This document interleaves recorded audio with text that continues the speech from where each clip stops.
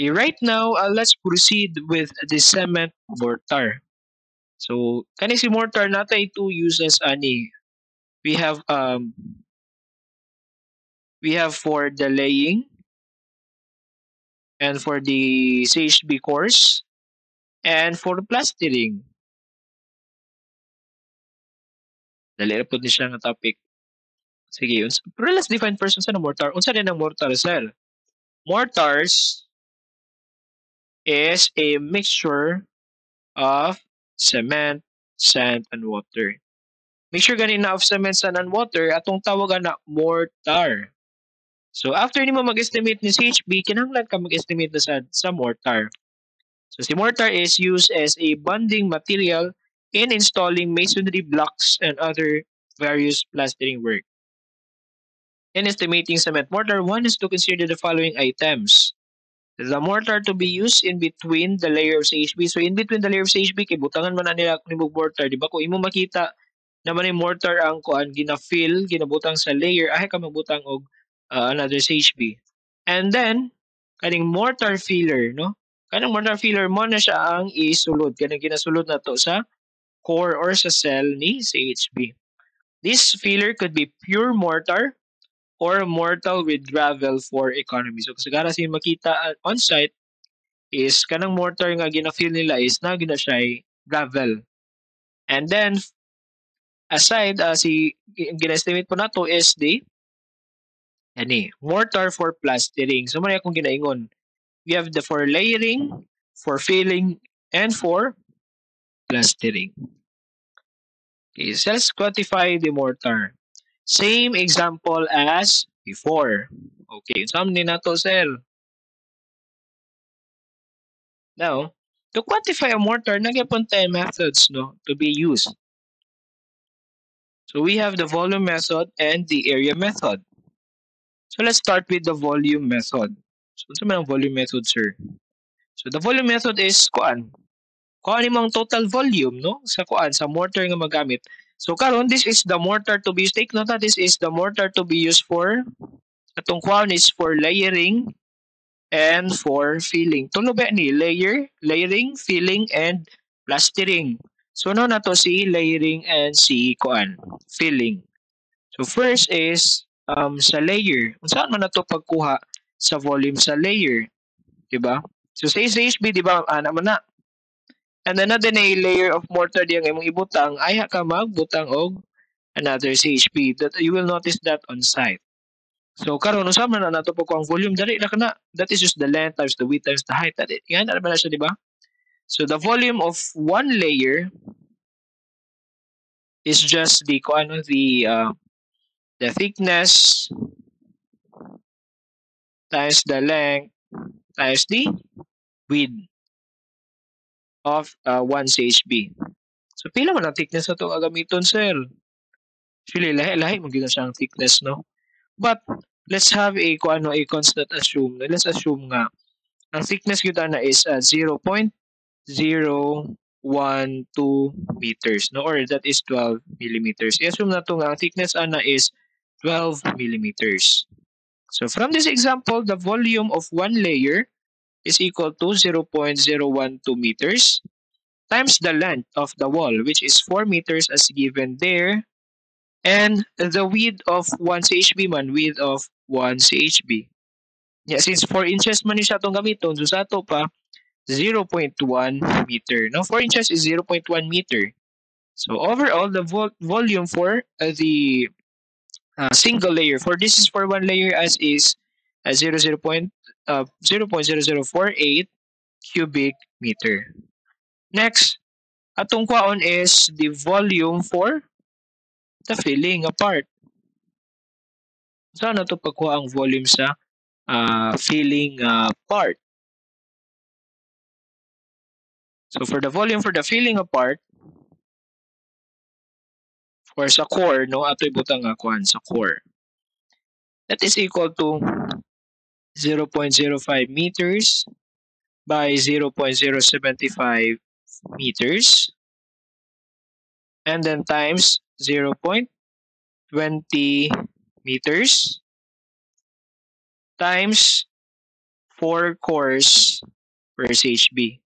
Nakasir, asa mo nagikan si 0.05, no? Asa mo nagikan si 5 centimeters, 7.5 centimeters, o si 20 millimeters. So, balik ta. Diba si CHB, ano mo na siya? Si CHB,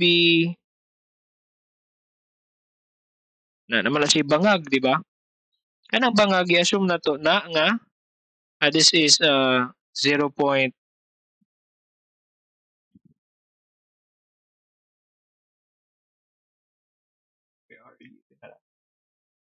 0.75 meters.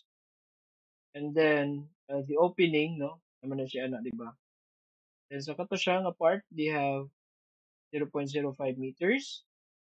And then, of course, the depth, di ba, of a single CHB is 0.2 meters. Hence, we have these values. So, throughout our calculations, let's just assume this one. So, in reality, no, this is really not perfect because the manufacturer will have a differing sizes for the core. So, we have this, this is the volume of a single core sa usa ka core. And then, sa usa ka CHB na may upat ka core, that's why we have times 4.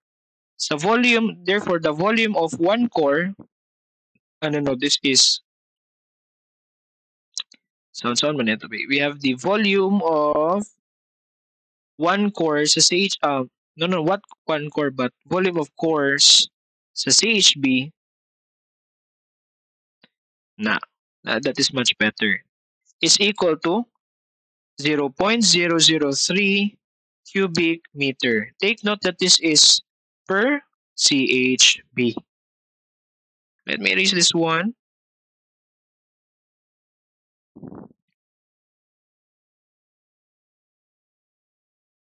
Okay. And by the way, no, this is per layer.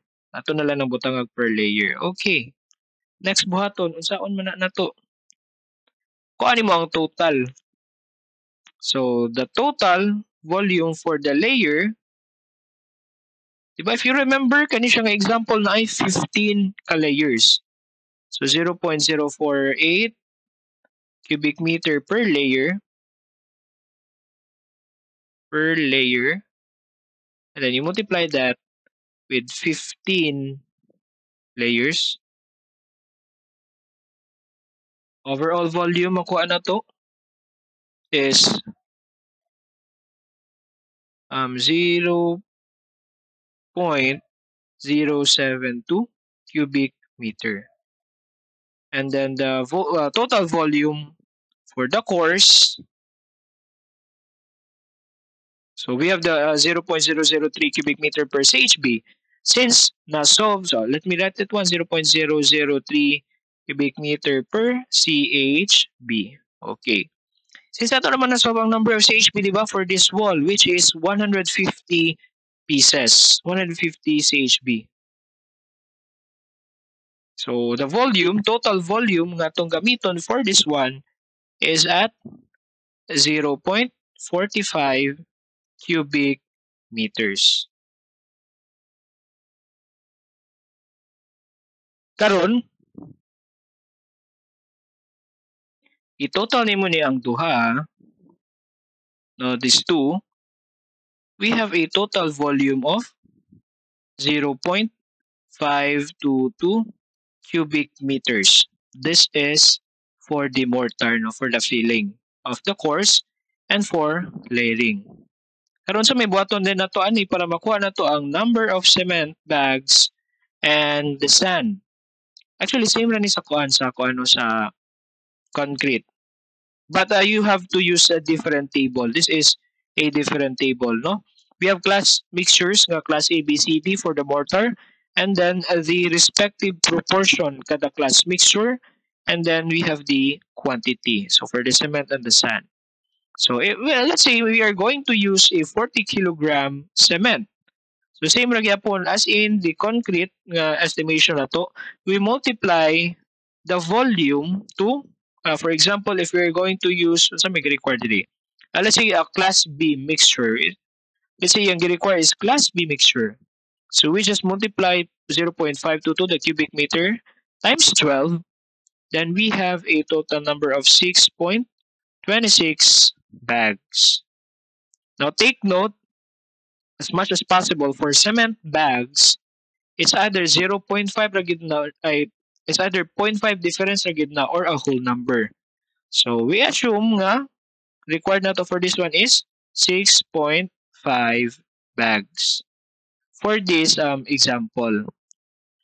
And then si San, that is 0.522 times 1 man siya, tanan for all class mixes. Ato pa, for the San we need it 0.522 cubic meter for the mortar for plastering, for layering, and for filling. So we have 6.5 bags of cement and 0.522 cubic meter of sand.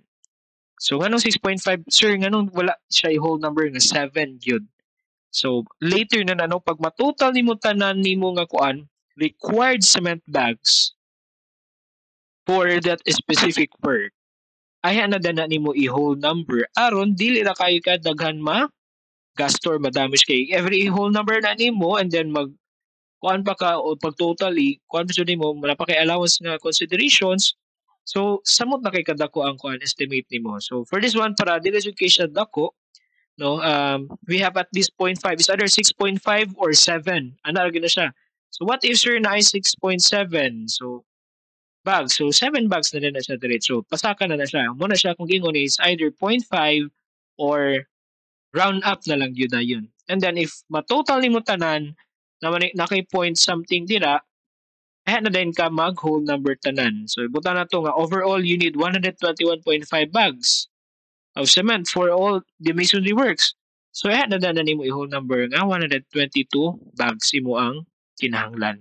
Kay mo man imong total bags gyud nga palit niya, mo kay mapalit nga half bag for the 40 kilogram cement or 50 kilogram cement. So mo lang na siya for kuan for the volume method nga mortar for layering and for filling.